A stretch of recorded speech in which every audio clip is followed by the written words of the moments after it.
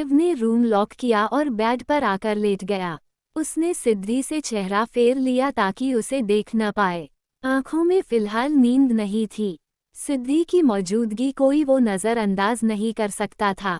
उससे नाराज़गी की सिर्फ एक वजह थी, कृतिका का उससे जुड़ाव। ये सिर्फ हमें लगता है, लेकिन सच तो ये दे शिव भी उतना ही बेचैन था जितनी सिद्धि। वो खुद को आगे बढ़ने से रोक रहा था ताकि कहीं उसकी गलती आगे चलकर उसे कोई तकलीफ न दे। अगली सुबह जब सिद्धि की नींद खुली तो देखा सुबह के 7 बज रहे थे। सिद्धि उठने लगी तभी पैर टेबल से टकराया और वो गिरते गिरते बची। इन सब आवाज में शिव की नींद भी टूट गई। सिद्धि ने घबराकर भरी नजरें शिव पर डाली। वो सवेरे सवेरे डांट नहीं खाना चाहती थी। इससे पहले शिव कुछ कहता वो फौरन वॉशरूम में चली गई। शिव ने घड़ी में वक्त देखा, फिर बालकनी में चला आया। तेजस काफी देर से लॉन में टहल रहा था। अमर जी वहीं से गुजर रहे थे। तेजस को देखकर उन्होंने पूछा, यहाँ क्यों टहल रहे हो, चलो वॉक पर चलते हैं। नहीं बड़े पापा, मैं यही ठीक हूँ, आप जाए, तेजस ने कहा। अमर जी वहां से चले गए। तेजस घर के अंदर चला आया। वो शिव के रूम के पास आकर रुक गया। उसने दरवाजा नॉक किया तो सिद्धि ने आकर दरवाजा खोला। तेजस को देख सिद्धि ने पूछा, आप इस वक्त यहाँ अंदर आए। सिद्धि दरवाजे से साइड हट गई। तेजस अंदर चला आया। मैं यहाँ आपसे सॉरी बोलने आया हूँ। सॉरी किस लिए? अपने कल के बिहेवियर के लिए।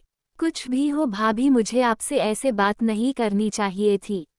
सिद्धि मुस्कुराकर बोली, आपने बेवजह दिमाग पर बोझ रखा हुआ है। मैं बिल्कुल भी नाराज नहीं हो। माहिरा भी जब गुस्से में होती थी तो कुछ भी बोल देती थी। मैंने भी उसी की जगह आपको समझा। भाई बहन की बातों का बुरा नहीं माना जाता। सिद्धि की बातों ने तेजस को काफी रिलीफ दिया। भाभी, मैं कल से अपनी हरकत पर शर्मिंदा हूँ। यही सोच रहा था आप मुझे माफ करेगी या नहीं। आप सचमुच बहुत अच्छी हैं। शिव बाल्कनी के दरवाजे पर टिककर खड़ा था। उसने आवाज दी, जरा मुझे भी तो कोई बताए किस बात की माफीनामा मांगी जा रही है। सॉरी बिग ब्रो, अब ये मेरे और भाभी की बीच की बात है, आपको नहीं बता सकता। बाकी भाभी की मर्जी। मैं चलता हूँ भाभी। तेजस अपनी बात पूरी कर वहां से चला गया। शिव सिद्धि के सामने आकर खड़ा हो गया। मेरे घर में मुझसे कोई बात नहीं छिपती। किस बात के लिए तेजस ने तुमसे सॉरी कहा? जब आपसे कोई बात नहीं छिपती तो आप इस सवाल का जवाब क्यों मांग रहे हैं? ये बोल सिद्धि जाने लगी। शिव ने उसका हाथ पकड़ उसे अपनी ओर खींच लिया। सिद्धि उसके नजदीक चली आई। जितना पूछा जाए सब उतना ही कहा करो। फालतू बातें मुझे नहीं पसंद। पूरी बात बताओ मुझे। सिद्धि शिव से अपना हाथ छुड़ाने की कोशिश करने लगी।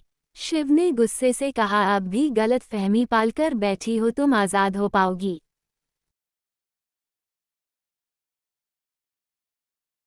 इंसान आज़ादी के साथ पैदा होता है। कोई भी इंसान किसी को जबरदस्ती बांधकर नहीं रख सकता। छोड़े मेरा हाथ। सिद्धि ने नजरें झुकाए अपनी बात पूरी की। शिव एक पल के लिए खामोशी से उसके चेहरे को देखने लगा, न जाने उसे क्या होने लगा था।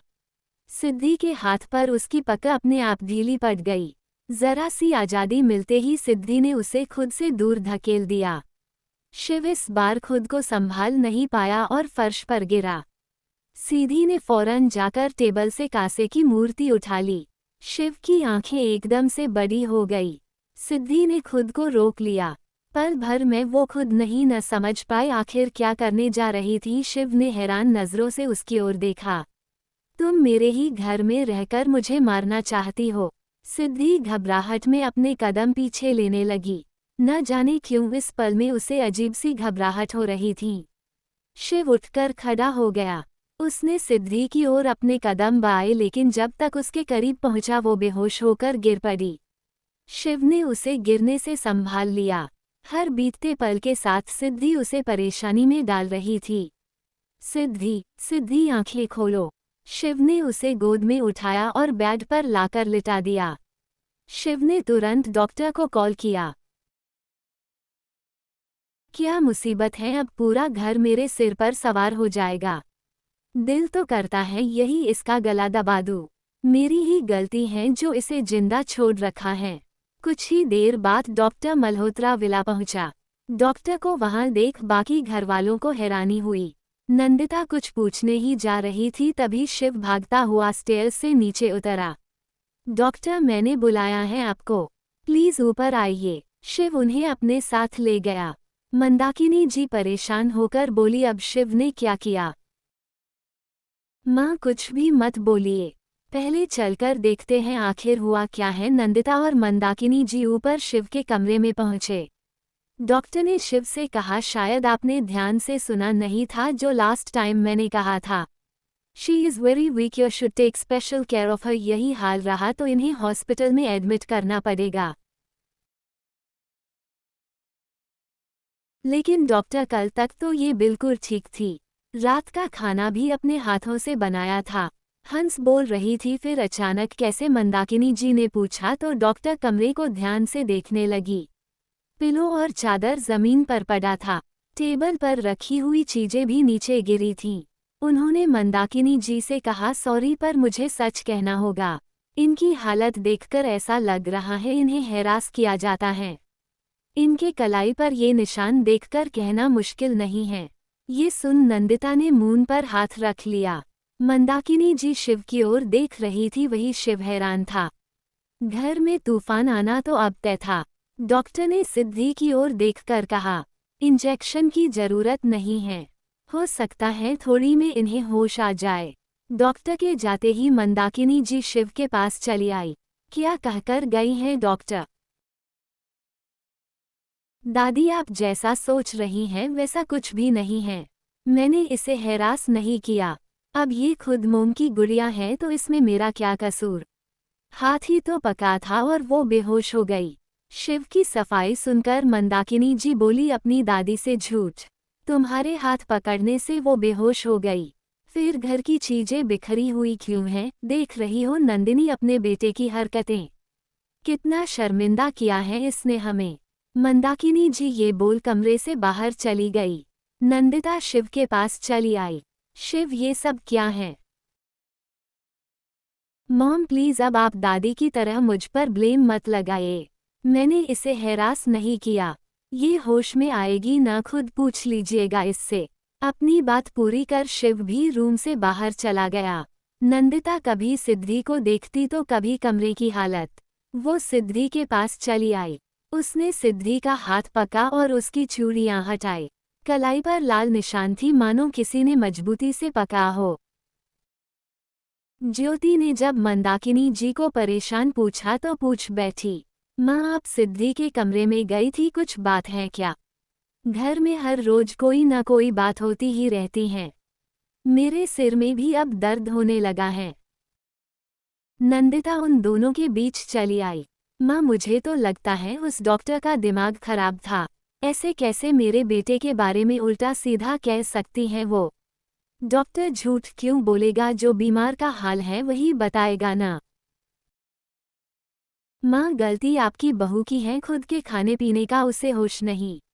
गीता ने बताया कल रात उसने खाना नहीं खाया था, इस वजह से बेहोश हो गई होगी। शिव उसका पति है, अगर उसने सिद्धि का हाथ पकड़ भी लिया तो इसमें हैराश करने वाली बात कहाँ से आ गई?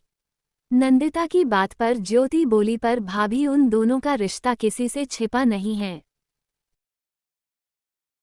ज्योति, मैं भले घर में न रहूं लेकिन इसका मतलब ये नहीं है कि घर की बातें मुझे मालूम नहीं रहती।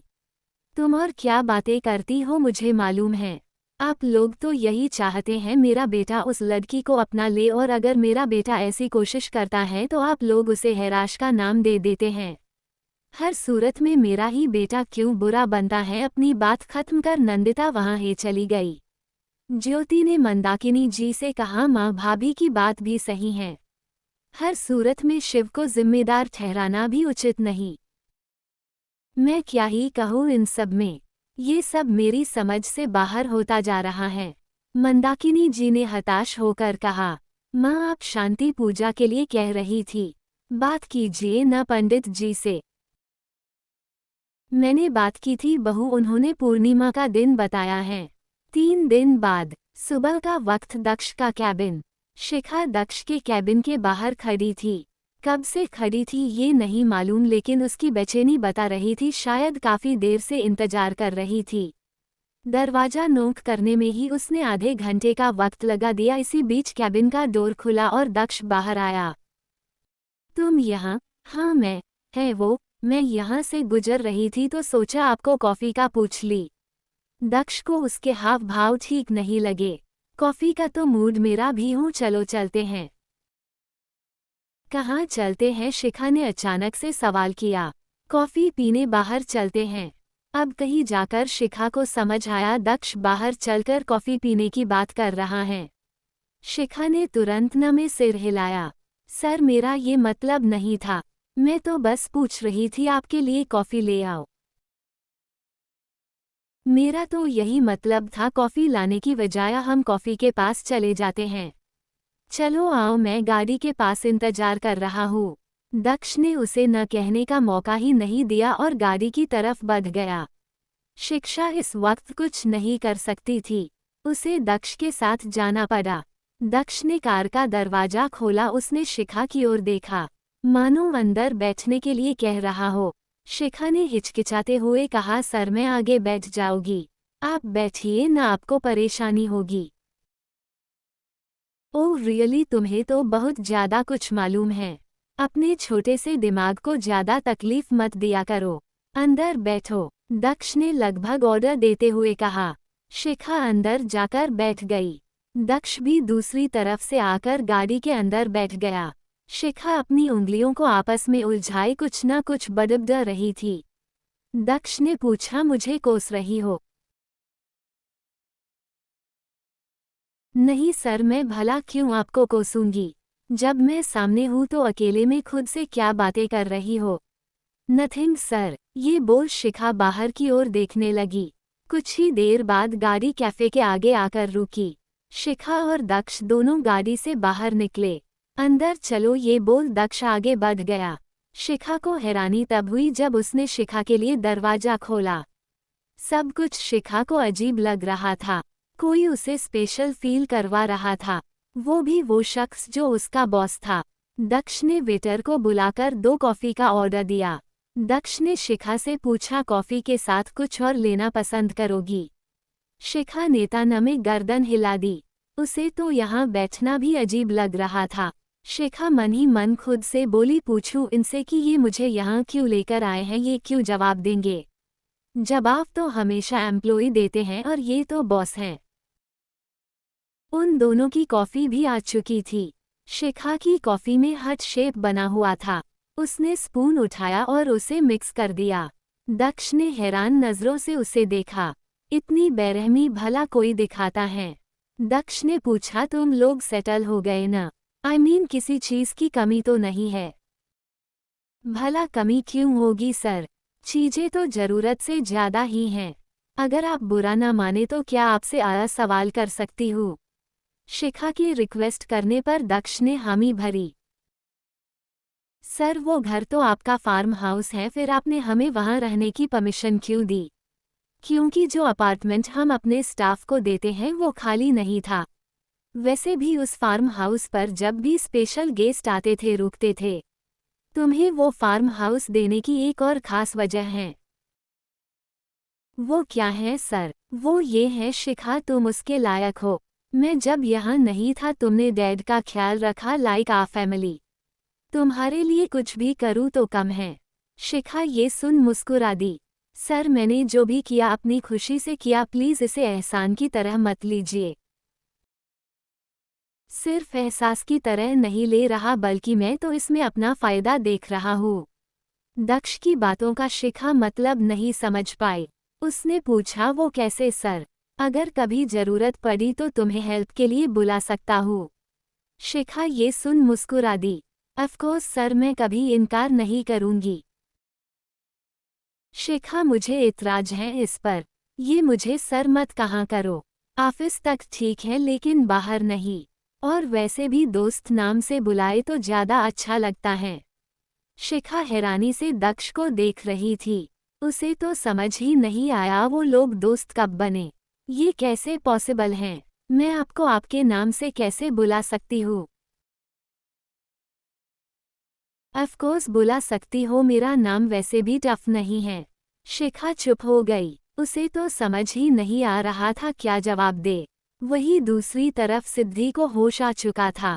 आंखें खुलते ही वो नजरें कमरे के चारों तरफ दौड़ाने लगी। जब सोफे पर शिव को बैठे देखा तो आंखें हैरान हो गई। शिव उसे घूरते हुए देख रहा था। कृष भी उसके साथ बैठा था। सिद्धि को होश में देखकर उसने स्माइल पास की। आप ठीक तो हैं न भाभी? सिद्धि ने कोई जवाब नहीं दिया। वो तो शिव की नजरों से घबरा गई थी। कृष ने भी इस बात को नोटिस किया। उसने शिव की ओर देखा। बिग ब्रो, भाभी आपसे डर क्यों रही हैं? आप मानसटथ हो ही न हो। इसी बीच कमरे में मंदाकिनी जी का आना हुआ। शिव उन्हें देख अपनी जगह से उठ खड़ा हुआ। सिद्धि भी उठकर बैठ गई। कृष मंदाकिनी जी के पास चला आया। मंदाकिनी जी उसके सिर पर हाथ फेरकर बोली, कृष जाओ, जाकर ज्योति से मिलो, वो तुम्हें ढूंढ रही है। ओके दादी। कृष वहां से चला गया। मंदाकिनी जी सिद्धि के पास चली आई। उन्होंने उसके माथे पर हाथ फेरकर कहा, अब तबीयत कैसी है? जी ठीक हूँ। बेटा तुम तो नहीं हो, अगर ठीक होती तो इतनी कमजोर नहीं होती। मुझे एक खास सवाल करना है। क्या ये तुम्हें हैरास करता है? मंदाकिनी जी के इस सवाल पर सिद्धि हैरानी से शिव को देखने लगी। वही शिव ने गुस्से से अपने हाथ की मुठ्ठियां कस ली थी। मंदाकिनी जी ने कहा, तुम्हें किसी से भी डरने की जरूरत नहीं है, जो पूछा है उसका सच सच जवाब दो।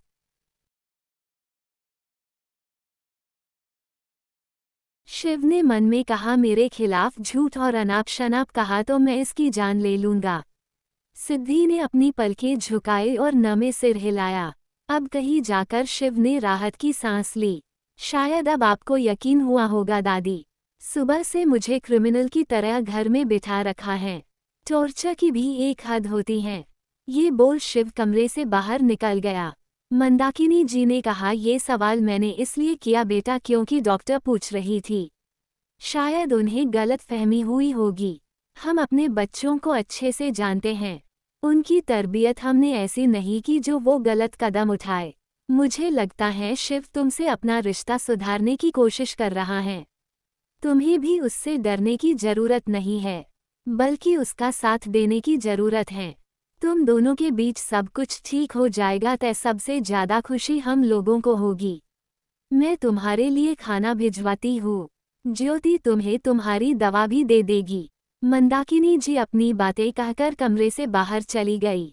सिद्धि ने अपना चेहरा अपने दोनों हाथों से ढक लिया। सच बताने की हिम्मत नहीं थी उसमें, और न ही ये परिवार सच सुन पाता। क्या होता अगर वो सच कहता तो? कौन देता उसका साथ? होटल इनन, शाम का वक्त। तेजस यहाँ क्लाइंट से मीटिंग के लिए आया था। पिछले आधे घंटे से वो इंतजार कर रहा था, लेकिन क्लाइंट अभी तक नहीं आए। तेजस ने तीसरी बार अपने लिए कॉफ़ी मंगवाई। शिखा भी उसी होटल में किसी काम से आई थी। कॉफ़ी पीने के लिए वो रेस्टोरेंट वाले हिस्से में पहुंची। चेयर पर बैठने ही जा रही थी, तभी उसकी नज़र तेजस पर चली गई। शिखा ने आंखों पर चढ़ा गागल्स सिर पर चढ़ा लिया। तेजस को देख इमोशनल हो गई थी। उसने खुद को नॉर्मल किया और तेजस के पास चली आई। अगर इतराज ना हो तो क्या मैं यहाँ बैठ सकती हूँ? इशिता की आवाज़ सुन तेजस ने अपना चेहरा उठाया। यकीनन इशिता को वहां देखकर उसे बिल्कुल भी अच्छा नहीं लगा। उसने नजरें फेरते हुए कहा, मुझे एतराज है। उसके इस जवाब के बाद भी इशिता वहां बैठ गई। तेजस ये देखकर ताज्जुब हुआ। तुमने शायद सुना नहीं, मैंने कहा मुझे एतराज है। कहीं और जाकर बैठो, मेरे क्लाइंट आते होंगे। चली जाऊंगी उनके आने पर, लेकिन तब तक तो तुम्हारा साथ दे सकती हूँ ना। तुम्हारे मुंह से साथ देने की बात अच्छी नहीं लगती। कसम से ऐसी बातें करते वक्त तुम जहर उगलने वाली नागिन लगती हो। तेजस की बातों में उसका गुस्सा था। इशिता ने इस बात का बिल्कुल भी बुरा नहीं माना। वो हल्का मुस्कुराई। तुम्हारी नफरत में भी तुम्हारा प्यार है तेजस। तुम आज भी नहीं बदले। ये तुम्हारी गलतफहमी है। जमाने को रंग बदलते देख मैंने भी खुद को बदल लिया। मैं वो तेजस नहीं रहा जिससे हर कोई खेलकर चला जाता था। मुझे अब किसी से फर्क नहीं पड़ता। फर्क पड़ता है तेजस। मुझसे बेहतर तुम्हें कोई नहीं जानता। तुम्हारे दिल के हर हिस्से में मेरी मौजूदगी दर्ज है। इशिता कह ही रही थी तभी तेजस उठकर खड़ा हो गया। उसने अपने दोनों हाथ टेबल पर रखे और इशिता की तरफ झुक गया। उस दिल को बेरहमी से अपने कदमों तले रौंदकर तुम जा चुकी थी। जानता हूँ बेवफा हो, लेकिन फिलहाल जिस रिश्ते में हो उससे तो वफा निभाया। कम से कम अपने मंगेतर के बाद तो लोयल रहो। अपनी बात पूरी कर दक्ष वहां से चला गया। इशिता के लिए ये बातें किसी तमाचे से कम नहीं थी। दिल का क्या करे, उसे तकलीफ होती है और अपनी तकलीफ वो आंसू के जरिए जाहिर करता है। तेजस ने अपने सेक्रेटरी को ही फोन लगाया। क्लाइंट से कहो आज की मीटिंग कैंसिल है। इतनी देरी बर्दाश्त नहीं की जा सकती और अगर बहस करे तो कहना हमें कॉन्ट्रैक्ट पर दोबारा सोचना पड़ेगा। इतना कहकर तेजस ने फोन कट कर दिया। वो बिना पीछे मुड़े अपनी गाड़ी में आकर बैठ गया। उसके कहते ही ड्राइवर ने गाड़ी आगे बढ़ा दी। इशिता विंडो के पास खड़ी नीचे की तरफ देख रही थी। जिससे दूर जाना तक गवारा नहीं था, वो आज उससे मीलों के फासले पर था। तुम जो चाहे कह लो तेजस, मैं जानती हूँ तुम्हारे दिल में अब भी मैं हूँ। मेरी जगह तुम किसी को नहीं दे सकते। तुमने तो बिना मेरी सुने मुझे मुजरिम ठहरा दिया। मैं बेवफा नहीं हूँ और न ही मैंने बेवफाई की है। शाम का वक्त, नैनीताल। माहिरा अभी अभी कॉलेज से फ्री हुई थी। कॉलेज कैंपस से बाहर निकलते ही उसे आनंद नजर आया, जो शायद उसी का इंतजार करना रहा था।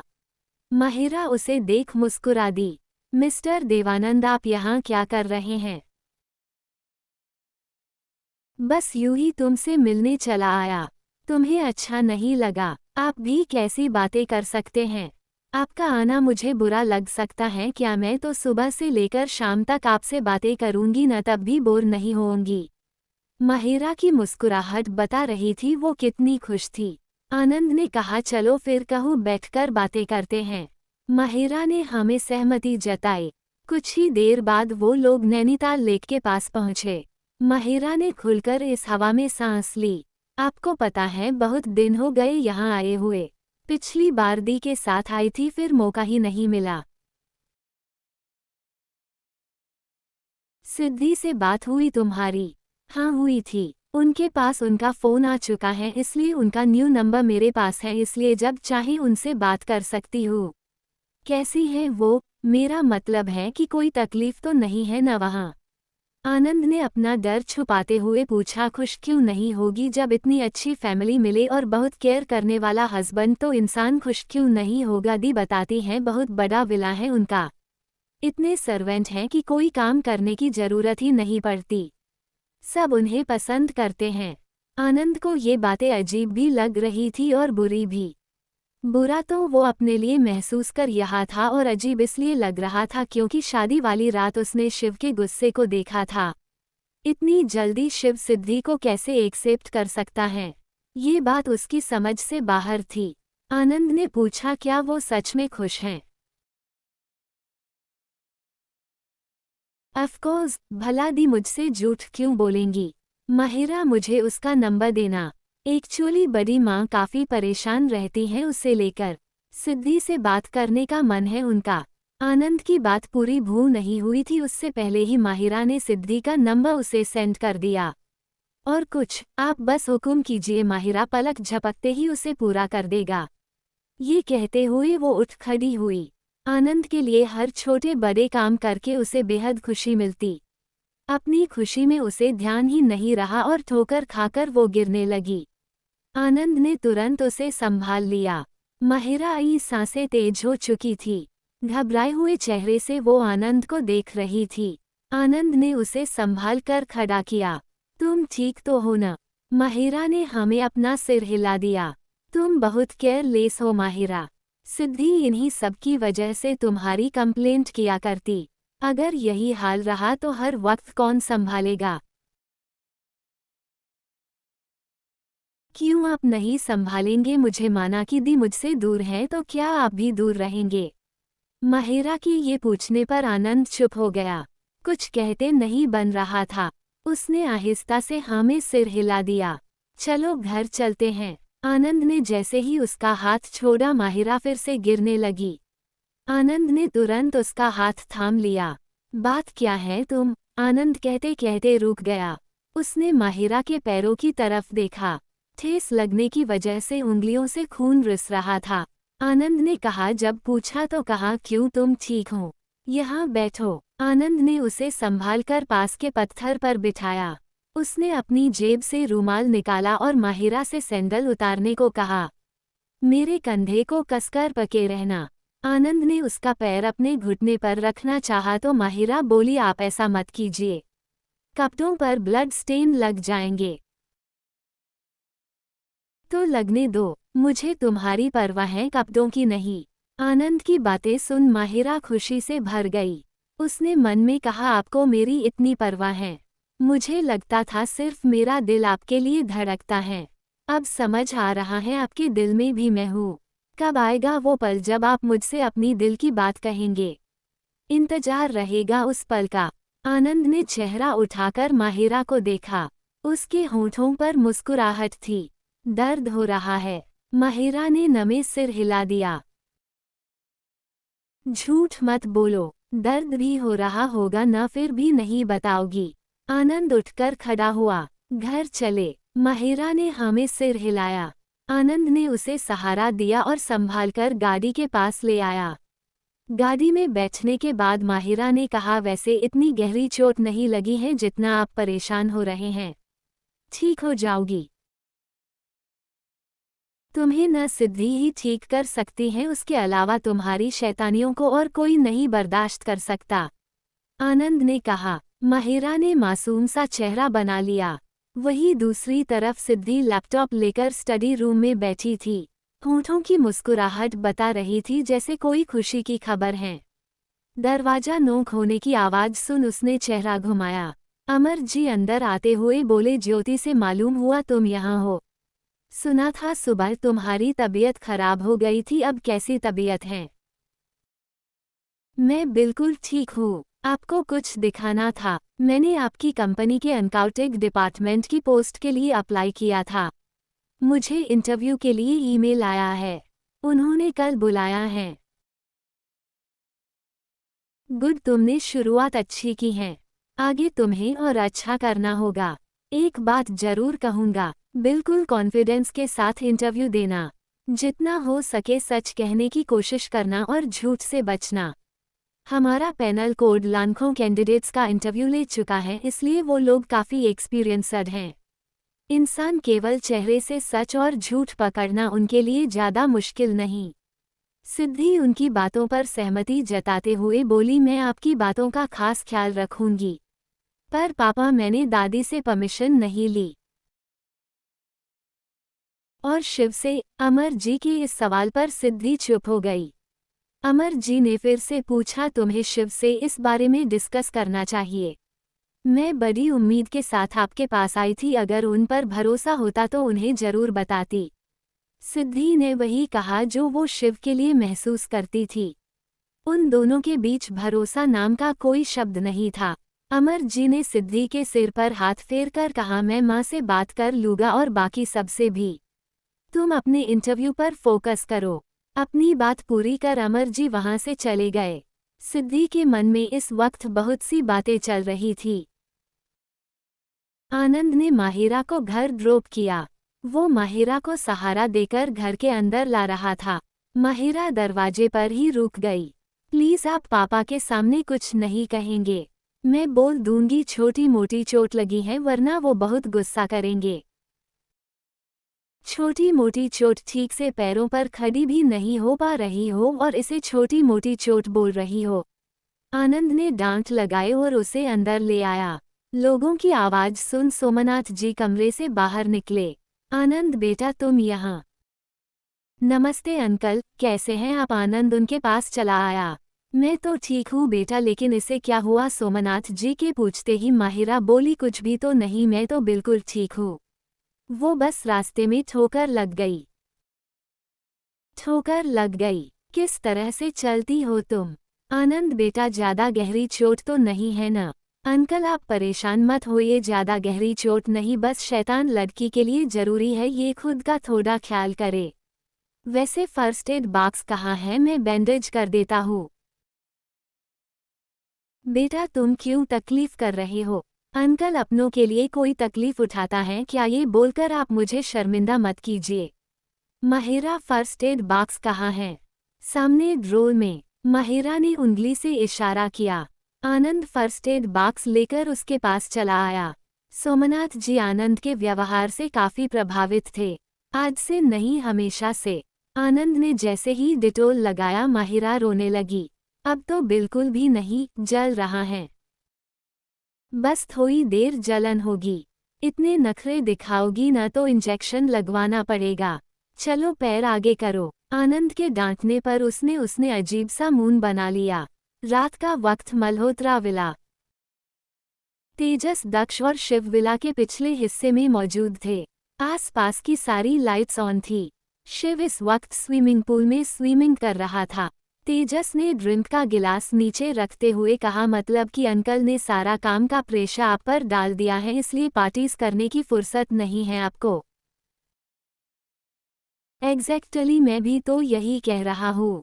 घर से ऑफिस, ऑफिस से घर, वरना रातें तो नाइट क्लब में गुजरती थी। सब कुछ बंद हो गया। दक्ष ने कहा, बिग ब्रो की शादी हो चुकी है, वो ये सब बंद करे तो समझ आता है। आपकी तो अभी शादी भी नहीं हुई और आप जरूरत से पहले ही बिजी हो गए। तेजस की इस बात पर दक्ष बोला, यू आर टॉन्टिंग मी। ऐसा कुछ नहीं है, मैं तो सच कह रहा हूँ। उन दोनों की बहस के बीच शिव पुल के किनारे पहुंचा। बहस करने आए हो तो प्लीज कहीं और जाओ, मुझे मेरे दिमाग को शांत रखना है। दिमाग को शांत रखने में लिया इतनी रात गए स्विमिंग की क्या जरूरत, अपने कमरे में जाओ, दिमाग भी शांत हो जाएगा और थकान भी मिट जाएगी। दक्ष ने कहा। तेजस ने अभी अभी ड्रिंक का गिलास उठाया था, तभी शिव ने कहा, तेजस वो मुझे दो। बिग ब्रो स्विमिंग के वक्त कौन पीता है? बाहर आकर ले लीजिए। I told you to give it to me, Shiv ने सख्त लहजे में कहा। तेजस गिलास लेकर उठने लगा तो शिव ने फिर एक बार टोका। उसे नहीं बल्कि उसे लेकर आओ। शिव का इशारा बोतल की तरफ था। तेजस ने हैरानी से बोतल की तरफ देखा। दक्ष खुद शॉक्ड था। बोतल अभी भी आधी भरी हुई थी। तेजस के बोतल पकड़ाते ही शिव ने उसे होठों से लगा लिया।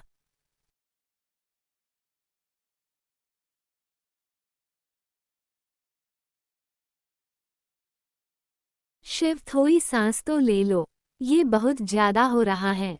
दक्ष ने उसे रोकने के लिए कहा। शिव ने बोतल खत्म की और दूर फेंकी, जो कि दीवार से टकराकर चकनाचूर हो गई। शिव ने दक्ष की ओर देखा। तुम जिसकी बात कर रहे हो ना, वो दुनिया की आखिरी लड़की भी होगी ना, तब भी उसे हाथ नहीं लगाऊंगा।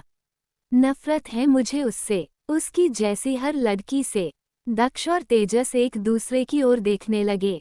सिद्धि को नींद नहीं आ रही थी, इसलिए टहलते हुए नीचे चली आई।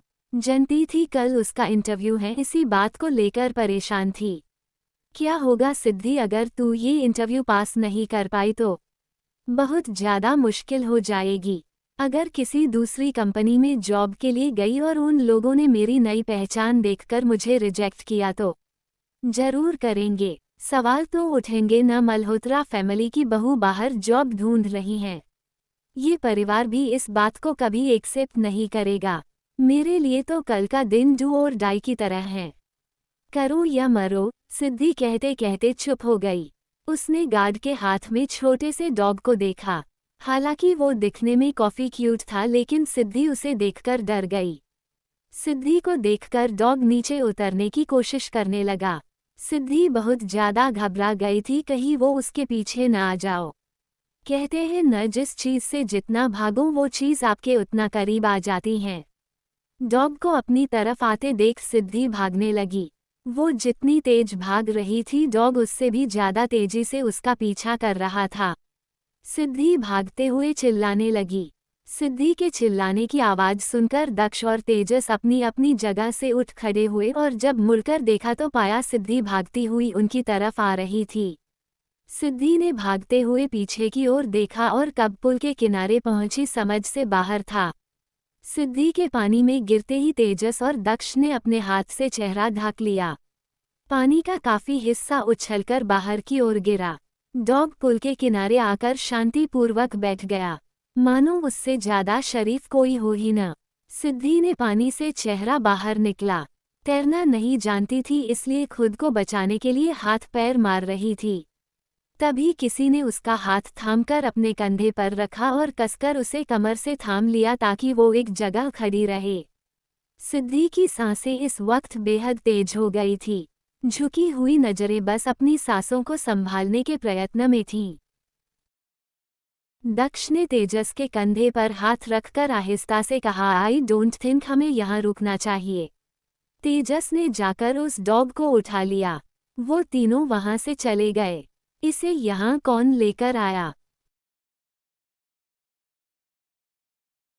मैं तो सिद्धि के लिए लेकर आया था, सोचा उसे पसंद आएगा। मुझे क्या मालूम था उसे डाग से डर लगता है, दक्ष ने कहा। सिद्धि ने धीरे धीरे अपनी नजरें उठाई। शिव ने खामोशी से उसे थामा हुआ था। सिद्धि को अपने इतने करीब होकर वो बेचैन हो चुका था। आंखों के आगे अजीब सी धुंधली तस्वीरें उभरने लगी थी लेकिन कुछ भी समझ पाना मुमकिन नहीं था। अपने सामने शिव को देखकर सिद्धि को बिल्कुल भी खुशी नहीं हुई। वो उससे दूर जाने की कोशिश करने लगी। शिव की पकड़ मजबूत थी इसलिए वो खुद को छुड़ा नहीं पाई। डर की वजह से वो रोने लगी। जिंदगी में हुआ इतना बड़ा हादसा वो भूल ही नहीं था। वही डर उसे बार बार डरा देता। शिव का ध्यान टूटा तो उसने सिद्धि को रोते हुए देखा। मुंह बंद रखो, पहले तो जानबूझकर ये तमाशा करती हो और फिर रोने का ड्रामा। ये बोल शिव ने उसे छोड़ दिया। उसके छोटे ही बिना किसी सहारे के सिद्धि कब तक खड़ी रहती। वो फिर से गिरने लगी। शिव ने दोबारा उसे थाम लिया। अजीब लड़की हो, तैरना भी नहीं जानती। शिव ने अपना दूसरा हाथ उसकी बांह पर रखा तो सिद्धि ने उसके दूसरे हाथ को झटक दिया। छोड़ दीजिए मुझे वरना मैं चिल्लाऊंगी। अगर छोड़ दिया न तो डूबकर मरोगी। चिल्लाने लायक बचोगी नहीं। ये बोल शिव ने उसे जबरदस्ती उठा लिया। वो उसे लेकर पुल के किनारे पहुंचा। सिद्धि चिल्लाना चाहती थी लेकिन इतनी बेवकूफ नहीं थी कि ये न देख पाए वो कर क्या रहा है। शिव उसे बचाने की कोशिश कर रहा था और इसी कोशिश को भांपते हुए सिद्धि नहीं चिल्लाई। शिव ने उसे नीचे उतारा और कमर से थामकर पुल के किनारे बिठाया। सिद्धि ने घबराकर उसके दोनों कंधों को पकड़ लिया। नजरें दोनों की एक दूसरे से जा टकराईं। सिद्धि का आंचल कंधे से सरकने लगा। शिव ने अपना दूसरा हाथ बढ़ाकर उसके कंधे को पकड़ लिया ताकि उसके आंचल को संभाल सके। शिव नजरें झुकाकर बोला, कभी कभी तो तरस आता है तुम पर। खुद को भी संभाल नहीं सकती, मेरी नफरत क्या खाक झेलोगी। सिद्धि तुरंत उससे दूर हुई और उठकर भागने लगी। शिव ने अपना चेहरा वापस से पानी में डुबो लिया। सिद्धि की धड़कनें एकदम से बढ़ गई। वो भागती हुई कमरे में पहुंची। अभी जो कुछ हुआ वो सब उसकी सोच से परे था। क्या समझूं मैं उन्हें, आखिर रूप क्या है उनका? क्या ये वही इंसान है जिसने उस रात मुझे तकलीफ पहुंचाई थी? अगर ये वसी इंसान है तो क्यों अभी मैंने उसकी आंखों में शर्म देखी? कहीं ये मेरा वहम तो नहीं? मुझे तो कुछ समझ नहीं आ रहा। सिद्धि ने दरवाजा खुलने की आवाज सुनी। वो फौरन भागती हुई वॉशरूम में चली गई। शिव टॉवल से अपने बाल पोंछते हुए कमरे के अंदर आया। उसने आसपास देखा, सिद्धि कहीं दिखाई नहीं दी। दक्ष ने अपनी कार के पास पहुंचा तो तेजस ने कहा, इतनी रात को जाना जरूरी है? यही रुक जाए, सुबह एक मीटिंग है, नहीं तो पक्का रुक जाता। तेजस, एक बात पूछूं? आपको अगर न करूंगा तब भी आप पूछेंगे, फिर फॉर्मेलिटी किस लिए? काफी बदले हुए नजर आ रहे हैं। सब ठीक है न? दक्ष के इस सवाल पर तेजस मुस्कुराने लगा। लगता है आपने भी फेस रीडिंग स्टार्ट कर दी है। मैं बिल्कुल ठीक हूँ, मुझे क्या होना है? ऐसा ही होना चाहिए, हमेशा ऐसे ही हंसते रहा करो। ये कहते हुए दक्ष गाड़ी में जाकर बैठ गया।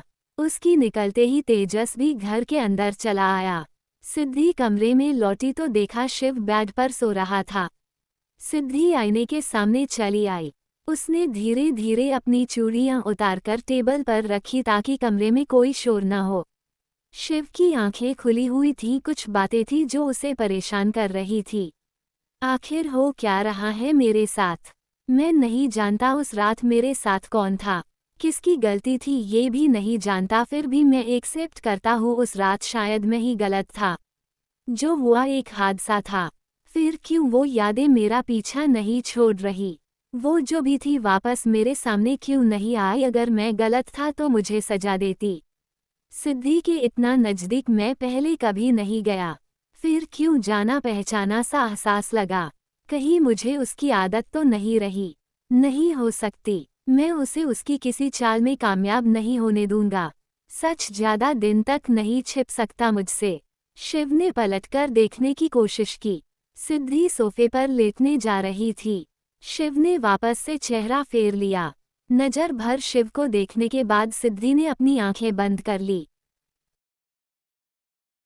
अगला दिन सुबह का वक्त। नंदिता वैसे तो किचन में बहुत कम ही आया करती थी।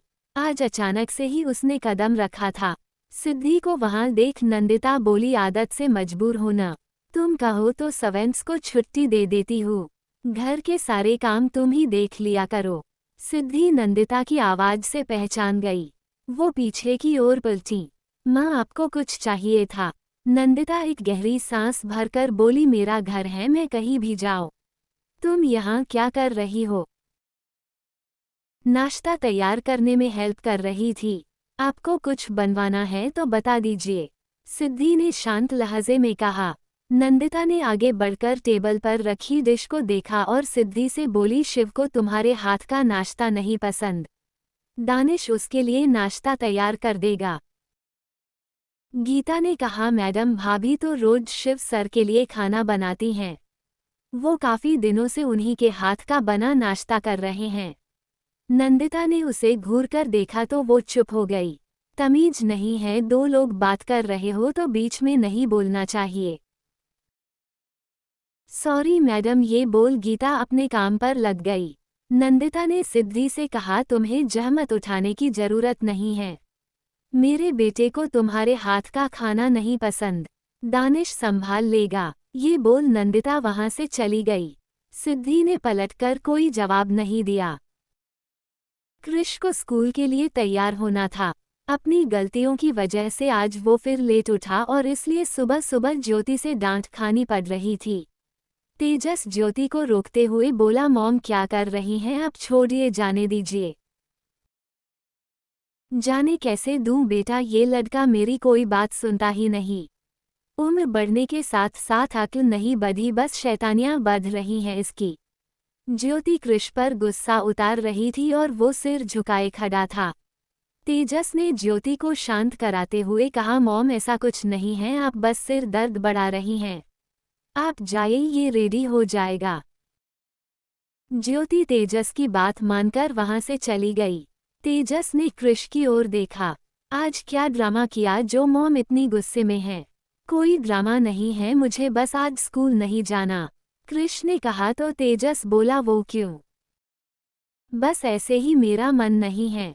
तेजस उसका हाथ पकड़कर बोला, कुछ चीजें तब भी करनी पड़ती हैं जब मन न भी हो। चलो मेरे साथ। तेजस उसे उसके कमरे में ले गया। शिव ऑफिस जाने के लिए रेडी था। नाश्ते की टेबल आकाश और दादी के अलावा कोई गीता थी जो उन्हें नाश्ता सर्व कर रही थी। शिव अपनी सीटों पर बैठते हुए बोला, गीता दानिश से कहो मेरा नाश्ता लेकर आए। शिव की बात पूरी ही हुई थी तभी दानिश उसका नाश्ता लेकर पहुंचा। दादी ने आकाश से कहा, पंडित जी से मैं काफी दिनों से कह रही थी शांति पूजा के लिए। उन्होंने कल का दिन बताया है। उनकी बातें चल ही रही थी तभी कुछ गिरने की आवाज सुनाई पड़ी। शिव ने नाश्ते की ट्रे फेंकी थी। सब अभी भी हैरान नजरों से उसे देख रहे थे। शिव के आवाज लगाने पर दानिश दौड़ा चला आया। हुआ क्या है, आज तबीयत खराब है तुम्हारी, ये क्या नाश्ता बनाया है तुमने? दानिश ने सॉरी कहा। शिव गुस्से से बोला, तुम्हारी सॉरी नहीं चाहिए मुझे। ठीक से काम कर सकते हो तो रहो वरना छुट्टी ले लो। शिव बेटा शांत हो जाओ, तुम्हें नाश्ता नहीं पसंद तो कुछ और बनवा लेते हैं। मंदाकिनी जी बोली। जरूरत नहीं होती दादी, देर हो रही है, बाहर नाश्ता कर लूंगा। ये बोल शिव वहां से चला गया। आकाश ने दानिश से कहा, ध्यान कहाँ है तुम लोगों का? शिव ने कभी तुम्हारे नाश्ते की शिकायत नहीं की, फिर आज कैसे? सॉरी सर, पिछले कुछ दिनों से मैं उनका नाश्ता नहीं बना रहा बल्कि उनकी पत्नी नाश्ता तैयार करती थी। आज सर की मॉम ने उन्हें नाश्ता बनाने से रोक दिया। मैंने तो वैसे ही नाश्ता बनाया था जैसा मैं और दिन उनके लिए बनाया करता। दानिश ने अपनी सफाई दी। मंदाकिनी जी ने उसे जाने को कहा।